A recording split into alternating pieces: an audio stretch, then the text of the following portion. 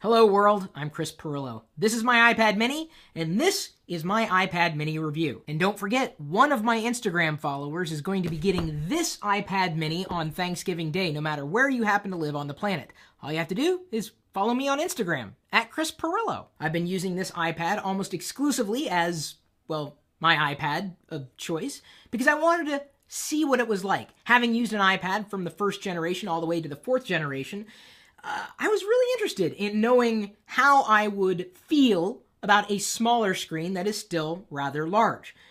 Of course, if you've looked up the specs, you know that the iPad mini measures 7.9 compared to the classic iPad measuring 9.7. See, they just transposed the numbers. Easy way to keep those numbers straight. Yes, this is an iPad, but smaller than the iPad that you were used to, and that's exactly what the experience is. Some people have gone as far as to say the size of this iPad, the iPad mini, is the size the iPad should have been all along. And I could see why they would say that. It's a good screen. It's a good size.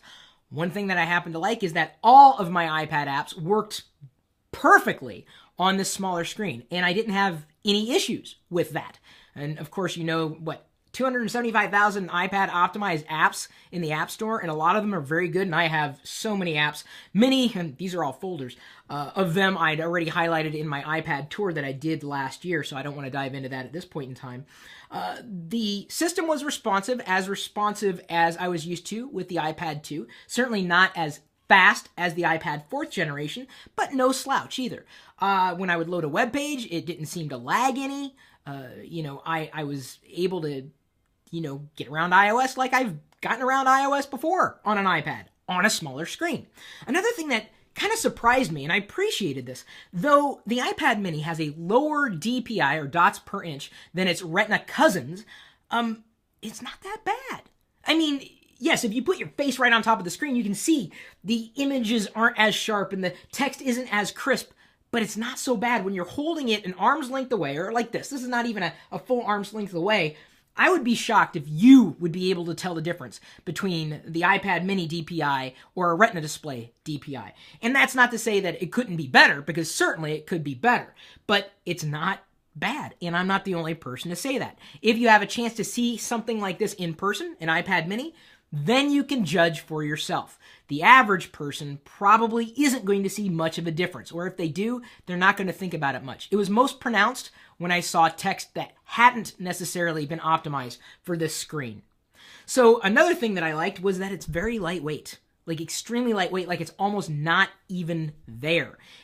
It's very balanced. I felt like I could hold on to it like this. I felt like I could hold on to it like this. I felt like I could hold on to it like this, and it just never really caused any degree of fatigue. It felt a bit more comfortable holding the iPad mini in landscape mode compared to portrait, but either way was very, very comfortable, and certainly nothing that would cause me any concern for the things that I would be looking for. So this is the same iOS experience. It's an iPad, but it's smaller. So things that I didn't like, and yes, there are a few things. One, the display could have been sharper. Certainly. I mean, you're never going to hear me argue, no, it's too sharp. Who would say that? Nobody. So that's one thing that I would have appreciated having. Another thing I didn't like is if you're holding the iPad in a portrait orientation and your thumb or finger is just over the bezel, sometimes, even though iOS has now been optimized, you can see my thumb is in the middle of the screen, I can still browse and navigate. Sometimes, even with my thumb in that position, apps wouldn't cooperate. So I realize Apple has accommodated the idea that shorter bezels or smaller bezels would still allow you to hold on to the iPad without touching the bezel, without interrupting experience. They still have some work to do with that. Of course, now it's making a liar out of me. It's working well. It's just something that I didn't like. The smart cover works. It works well, although I found that a few times when I would go to slap it on, it wouldn't be perfectly aligned and I would have to readjust it. Of course, again, it's making a liar out of me. Let's see if I can get it to misalign again. There we go. So sometimes it didn't align perfectly. I mean, oh gosh, you're just going over every little detail. Well, I'm just saying that's something that I didn't like. Another thing I didn't like, and I'm going to see if I can better demonstrate this here, the smart cover. And this is really less about the iPad's issue and more about the smart covers issue in relation to the iPad. It wasn't very sturdy. So as I was tapping around, if I'm on a web page typing in text, I would find that the iPad would bounce a bit. There'd be almost too much wobble in the iPad with this particular smart cover. I wish Apple did a better job, or could do a better job with the smart cover. So that's less about an iPad shortcoming, more about the iPad accessory shortcoming. I guess those two things. But there's still things to keep in mind.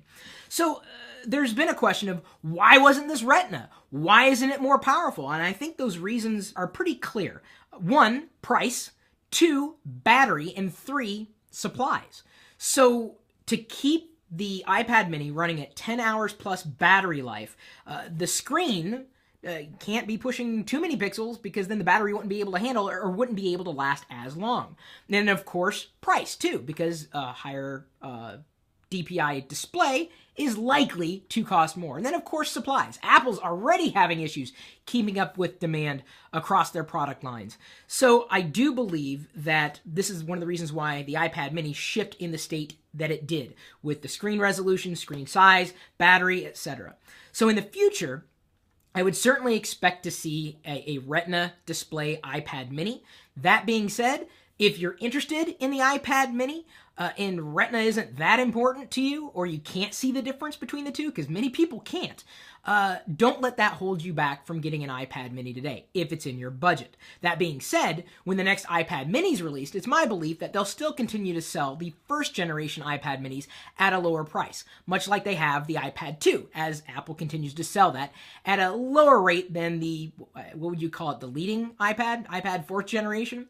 So I would expect to see the same thing happen. And then this iPad mini, this first gen iPad mini, may come closer to the $200 mark. But it's still a good machine, even at $329. Another thing that I would expect to see in the future is, and I'm trying to figure out how to explain this and make the point very clear. I don't think you're going to see the latest generation hardware in the iPad mini. And for a few different reasons. One, this is not a workhorse. It is definitely an iPad. You can get stuff done on it, but it's not their pro machine. Their pro machine is likely going to continue to be their 9.7-inch model, or the classic iPad. I think you're always going to see the processor running 1 or 2 generations behind in the iPad mini, if only because it's smaller. So as the battery technology advances, in order for Apple to boast a longer battery life in the classic iPads, the 9.7-inch iPads, it has to have a bigger battery. Well, if they're wanting to keep this small and lightweight, that battery has to be placed in lockstep with a processor that's going to be able to keep it at the same battery or performance level. So that's one of the reasons why I do believe you're never going to see the latest gen processor in the latest version of an iPad mini. I do believe the target audience is females, but as a guy, I have liked the iPad mini. It definitely gets a pass for me. One of my, I would say, best tablet experiences. This is every bit a computer as any other computer that I've used, and I've been happy. But I'm not the only one who's been happy with it. Diana has something to say about the iPad mini too. I love it.